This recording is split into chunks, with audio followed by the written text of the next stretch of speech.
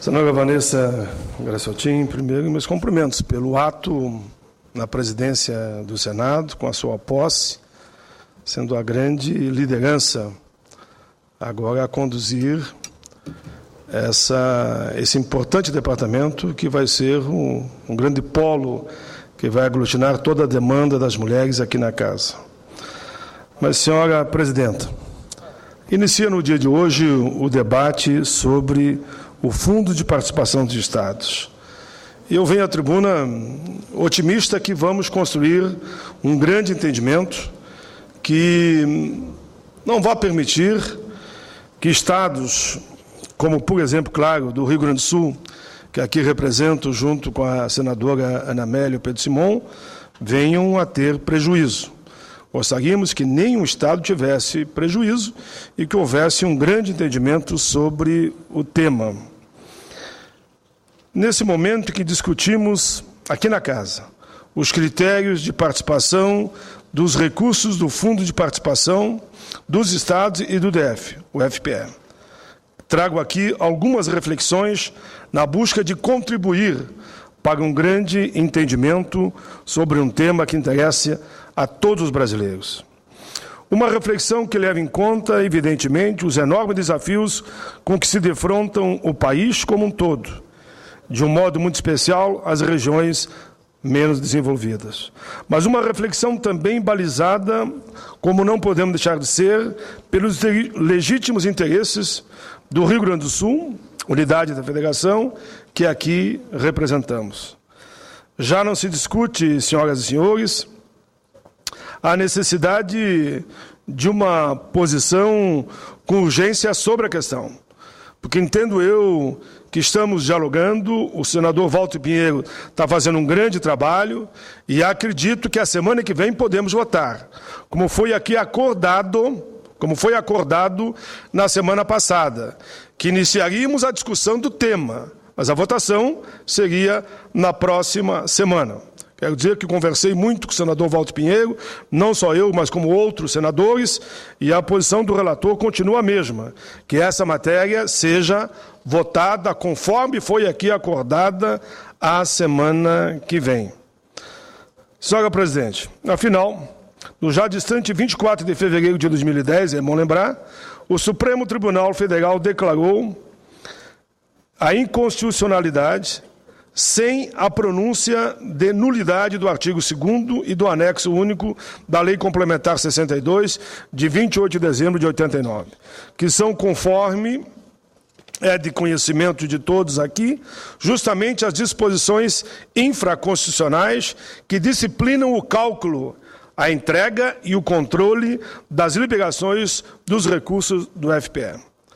Mas se uma tomada de decisão é necessária, há de se destacar também, senhora presidenta, o fato de que ela deverá ser pautada obrigatoriamente pelo equilíbrio, pela serenidade, no campo da razoabilidade, na busca do senso de justiça. Até porque estaremos tratando a partir de hoje, desse debate que ora inicia, de um vultuoso volume de recursos, mais exatamente 21,5% de tudo aquilo que a União arrecada, com o imposto sobre renda e proventos de qualquer natureza, o IR, e ainda com o imposto sobre produtos industrializados, o IPI. Ninguém, em sã consciência, questiona o caráter importante e redistributivo do FPE. A própria Constituição, em seu artigo 3º, inclui entre os objetivos fundamentais da República os de erradicar a pobreza e a marginalização e reduzir as desigualdades sociais e regionais. Dessa maneira, o caráter de um fundo, como o FPE, nunca poderia ser meramente devolutivo, transferindo os recursos de forma quase automática para os estados onde se deu a arrecadação. Nós entendemos isso. Mas isso não impede que possamos discutir, senhoras e senhores, se as desigualdades econômicas e sociais entre as regiões, ainda que bastante significativas, justificam uma discrepância tão grande na distribuição de recursos como aquela resultante dos critérios adotados no anexo único da Lei Complementar 62 de 89. Por tais critérios, senhora presidenta, as regiões Nordeste, Norte, Centro-Oeste recebem hoje somados 85% do FPE.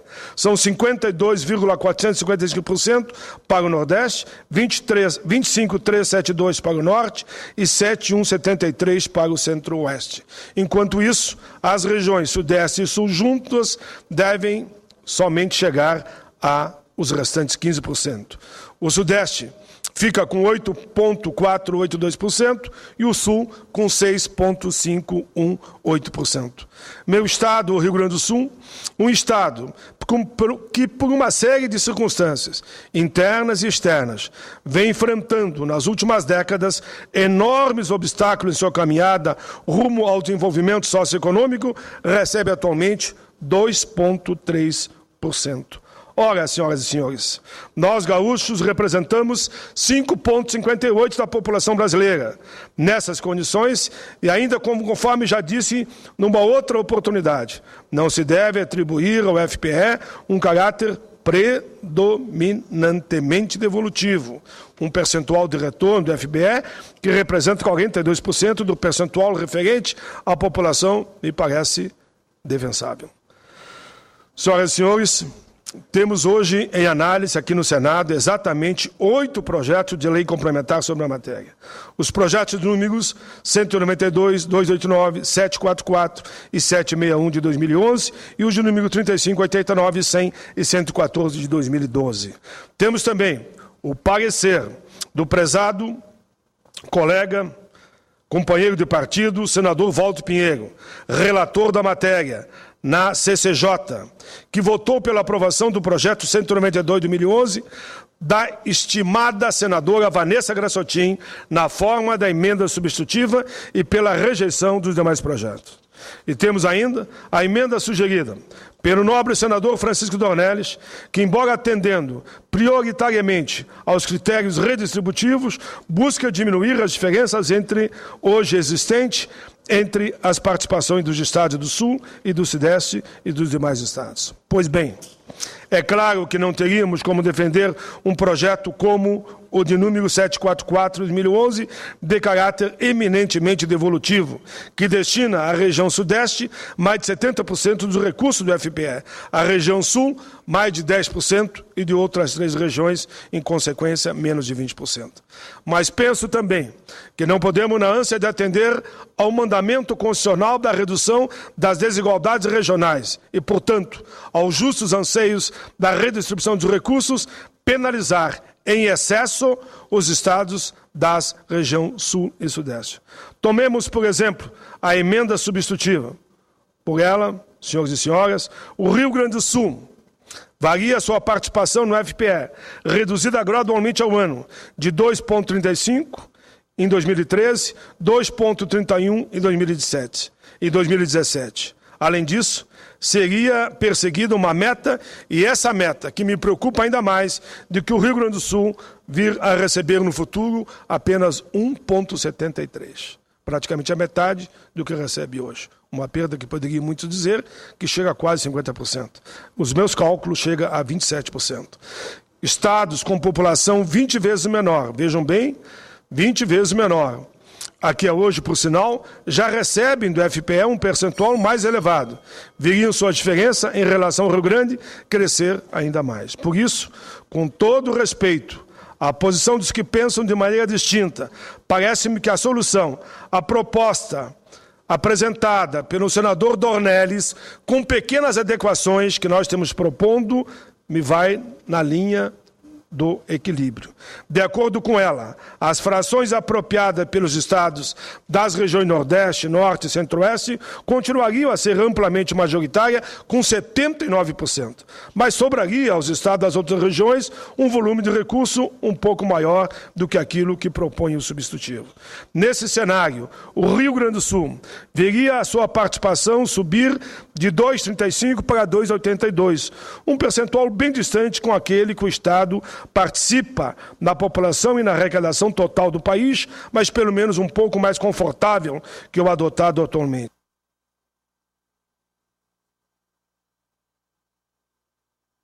Senhora Presidenta, que o Nordeste, o Norte e o Centro-Oeste continuariam a ser beneficiados pelo disposto da linha C do inciso 1º do artigo 159 da Constituição, que destina 3% do produto da arrecadação dos impostos sobre a renda e provento de qualquer natureza e sobre produtos industrializados para programa de financiamento ao setor produtivo da casa e região.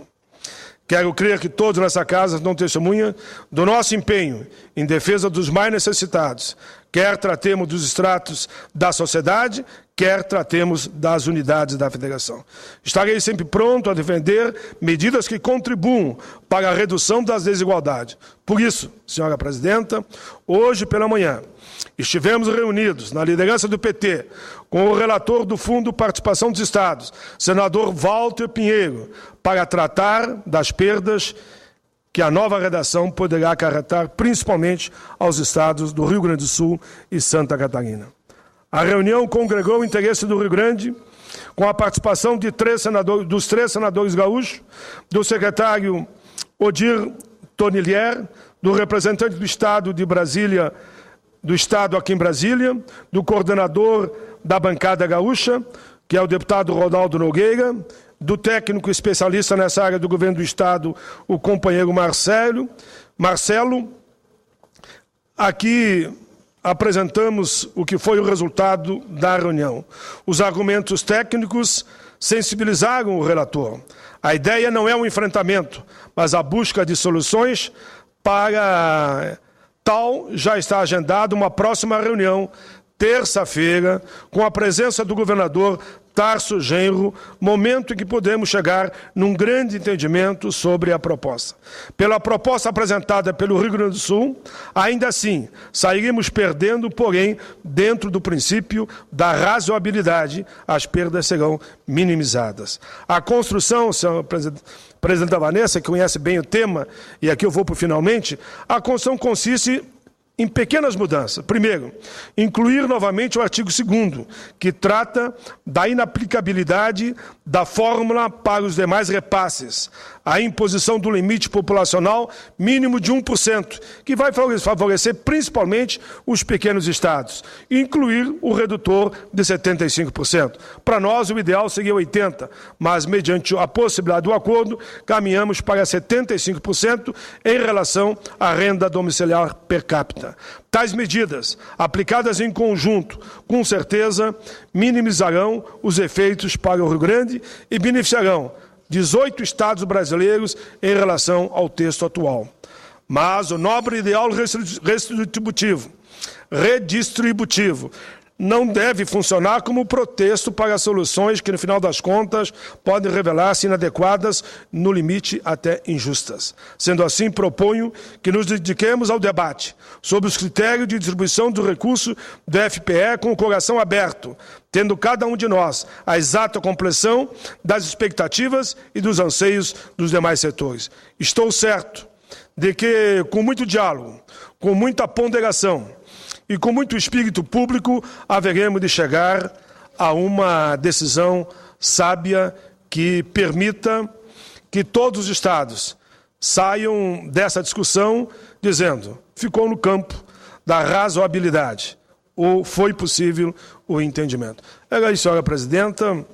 Peço a Vossa Excelência, porque, devido ao tempo, não pude ler na íntegra o nosso pronunciamento, para que Vossa Excelência considere. E, mais uma vez, eu faço um apelo a essa casa, que o acordo firmado na semana passada, que nós não votaríamos o FPE hoje, seja mantido. Conversei com o presidente do Senado, senador Renan Calheiros. Conversei com o relator Walter Pinheiro. E o próprio relator Walter Pinheiro me disse que a matéria não seria votada no dia de hoje. Tanto que agendou para a próxima terça-feira uma reunião que poderão participar os senadores dos 3 estados do Sul, com a presença prevista dos governadores. O governador Tarso Genro já confirmou a presença para a próxima terça-feira, às 10 horas da manhã. Senadora Vanessa Graciotin, permita que eu diga isso. Eu sou do tempo que vale a palavra empenhada e acordo cumprido. o acordo firmado aqui nesse plenário, que nós íamos iniciar a discussão hoje, e a votação seria a semana que vem. Eu espero não ser pego de surpresa. Senadora Ana Amélia, Vossa Excelência que estava hoje na reunião conjunta. Acordamos, fechamos de uma outra reunião na terça-feira, com a presença inclusive dos 3 estados do Sul, provavelmente os governadores e os 9 senadores, e convidando também os coordenadores de bancada, no caso, representando as bancadas na Câmara, e fui pego de surpresa por uma informação que a matéria poderia ser votada hoje. Fui conversar com o presidente Renan Calheiros. Ele disse que não há nada acertado, mas que há um movimento A. Aquela história. Eu não creio em bruxas, mas que elas existem, existem, né? Que há um movimento, falei há pouco tempo, até para tranquilizar tanto Vossa Excelência, senador Simão, e a mim também, e na verdade todos que estão preocupados com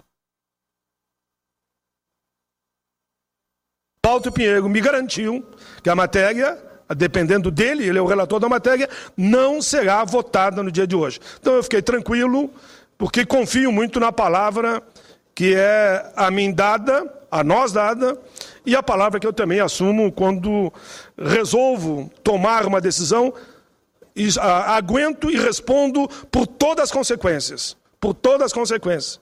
Já me perguntaram uma oportunidade como é que eu vou votar em tal tema.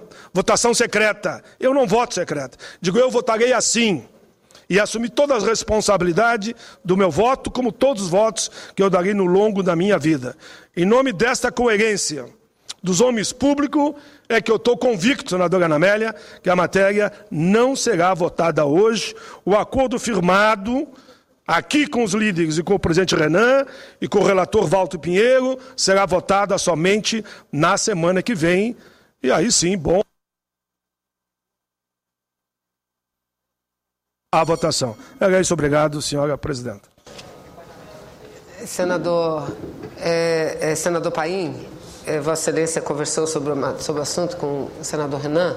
Hoje, durante o ato da solenidade de posse da Procuradoria, o senador comunicou que votaríamos hoje, com certeza, o segundo turno da PEC dos trabalhadores e trabalhadoras domésticas.